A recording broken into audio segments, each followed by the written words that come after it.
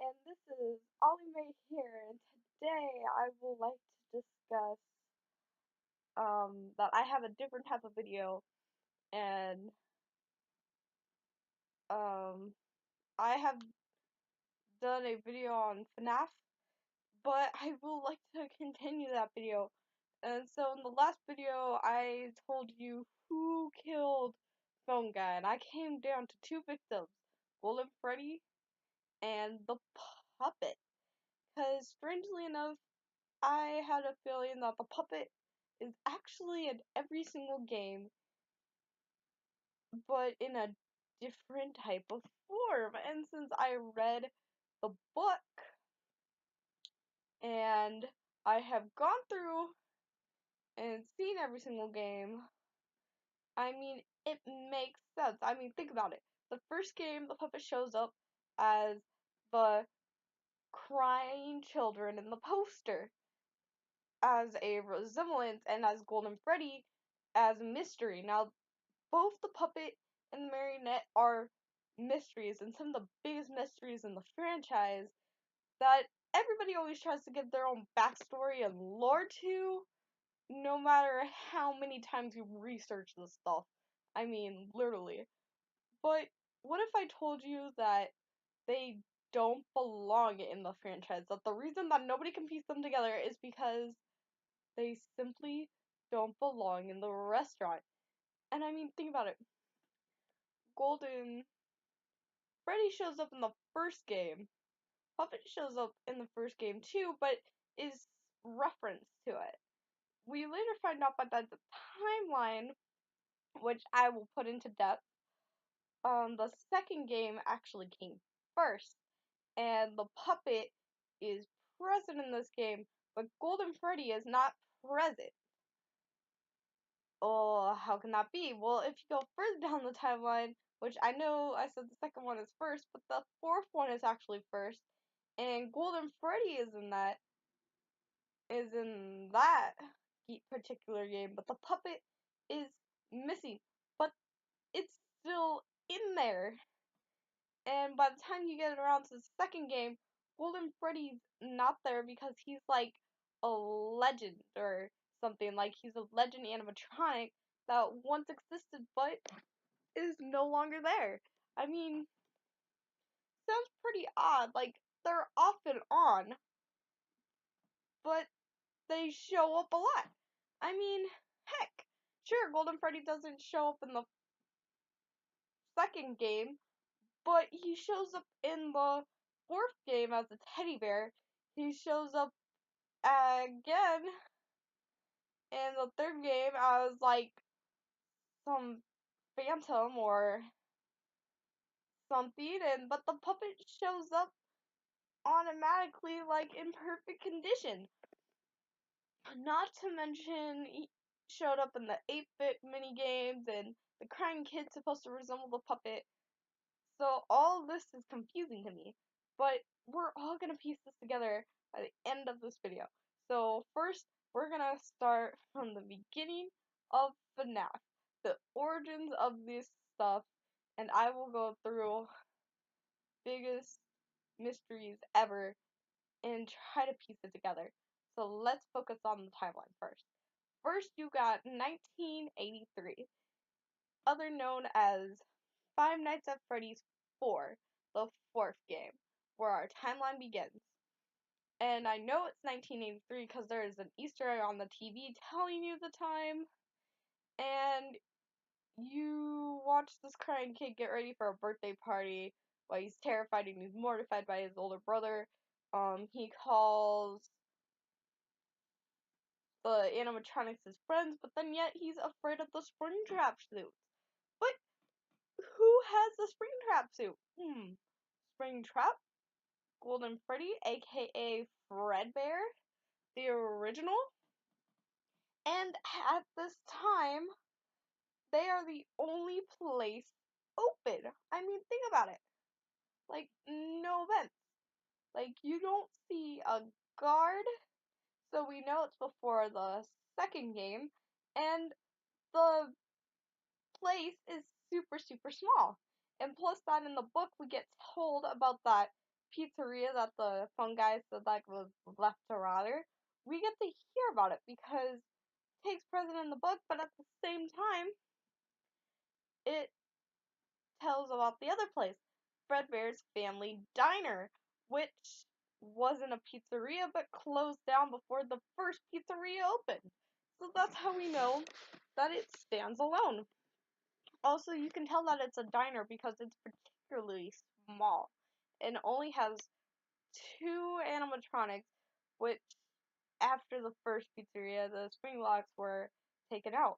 So then you get the bite of 1983, which was an accident because the kind kid was crying so much the spring locks failed. Which phone guy in the third game actually wants you to be careful of spring locks and later explains it. Water can make the spring locks fail. So that's why we got it, and that's why it's never been mentioned in any other game ever, because it wasn't an attack. It wasn't an incident. It was an accident. So speed up. Go more into the 80s. Go to like, I don't know, 2 years later, and you got a pizzeria that's introduced to you in the book. But in this pizzeria, the murders have happened. Purple Guy has already gotten his 5 victims. And yeah, I know I'm saying 5, but really he got his 4 victims. Because the 5th victim never even died with the 4 other kids. And that is why Golden Freddy is such a huge mystery. So that would explain why in the second game you don't see him. Perfectly hidden from the company. Ancient history, doesn't want to scare anybody, but you got these toy animatronics which are manified. And they can detect a predator from a mile away. Heck, I mean they should be paid to guard you in that game at that point. And they have a criminal database, as in the company has been through stuff before, but in the parts and service room, you see the original animatronics from the first game because they are the animatronics taken back over from the pizzeria that we never see but read about, for those of you that read the book. And then what happens? Jeremy Fitzgerald has a birthday party that he needs to attend and watch the children from getting the cat and making sure that the customer stays safe. So he's at this birthday party and he gets attacked. Well, a lot of people say that the Bite 87 was because of Foxy, but Foxy couldn't roam around during the day during this time because he's inactive. He's not supposed to be known by the customers at all. So Mangle caused the Bite 87, and the Bite 87 was Jeremy Fitzgerald's victim. I mean, think about it. The second game takes place in 1987. Jeremy Fitzgerald does the birthday party, and by the next day, you no longer play as Jeremy Fitzgerald because you get fired as another guy.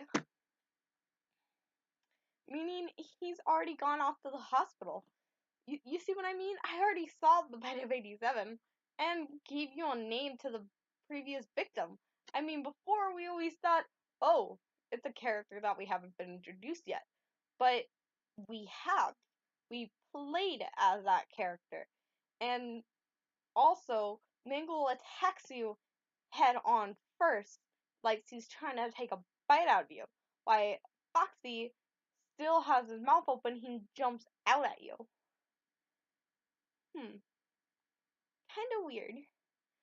Oh, but then you get shut down, and the pizzeria are gonna take the toy animatronics and scrap them, and they're gonna rebuild the older models in hope of a new opening. Now, notice they said older models, going back to the ones that we see in FNAF 1. That is why we don't get any new characters in FNAF 1, because they are the older models. They have been in a pizzeria before. Now they're getting introduced again. So now we're in the 1990s. But the puppet is still there. Like, he's still there in the first game.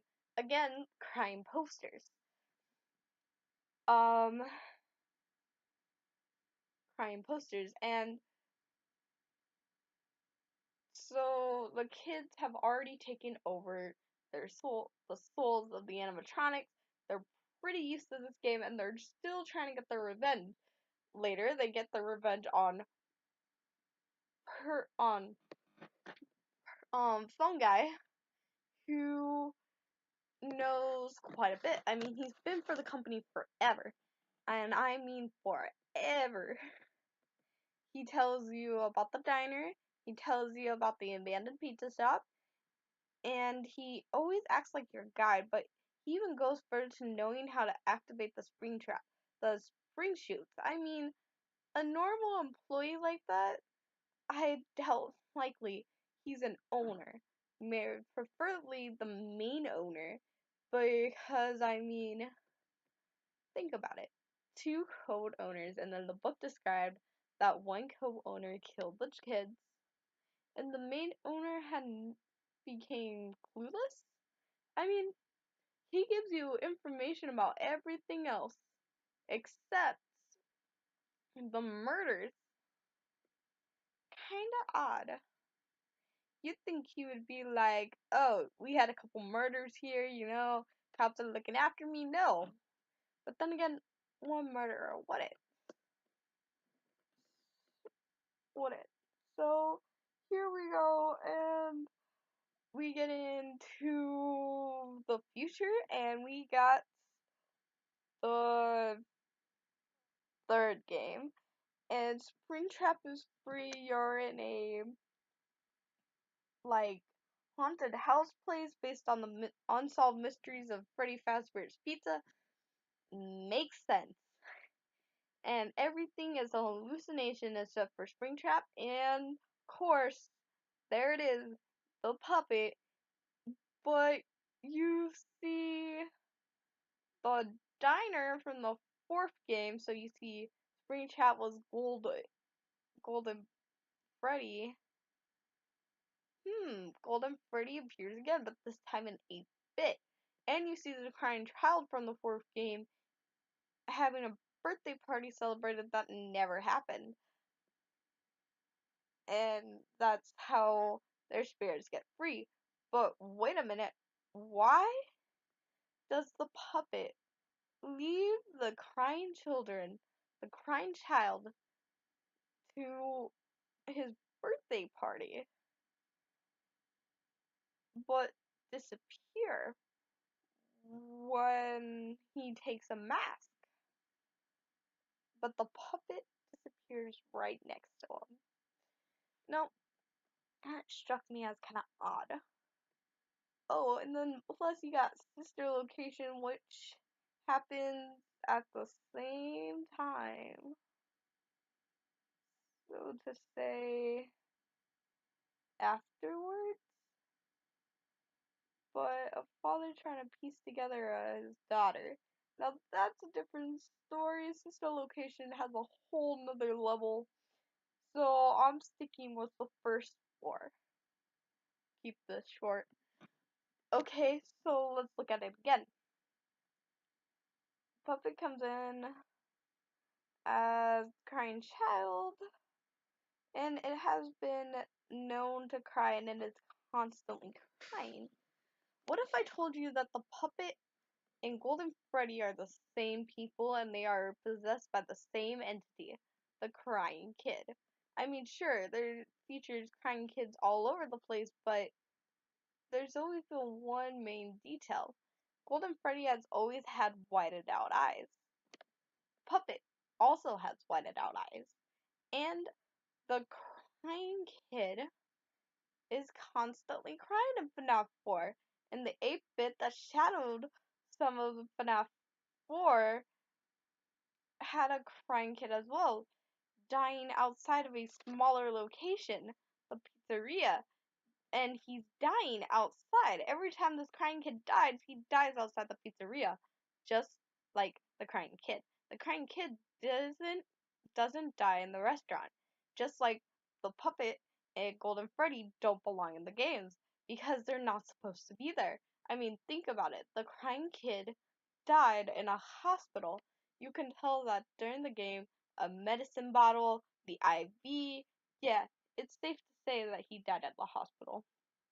So hands down, Golden Freddy and the marionette are the same entity, and they have been around trying to help the dead children get their revenge, and that is why they are the leader. Whew.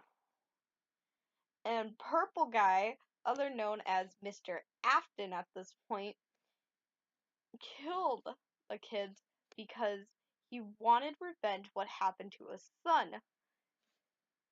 other known as the puppet. That is why the puppet looks so missed out of place. Why Golden Freddy looks so missed out of place. Because he put him back together into it. And that is why you don't see what's in the box. Because you already seen it. You lived through it. You lived through it. And Sister Location is no other than a sister story because you remember the girl's room? Yeah, it's his sister. And the sister is also Baby. And the sister location is right underneath the fnaf warehouse. But hey, that's a theory for another time. So, guys, if you like this video, please subscribe if you haven't already, and catch the like button like a peep.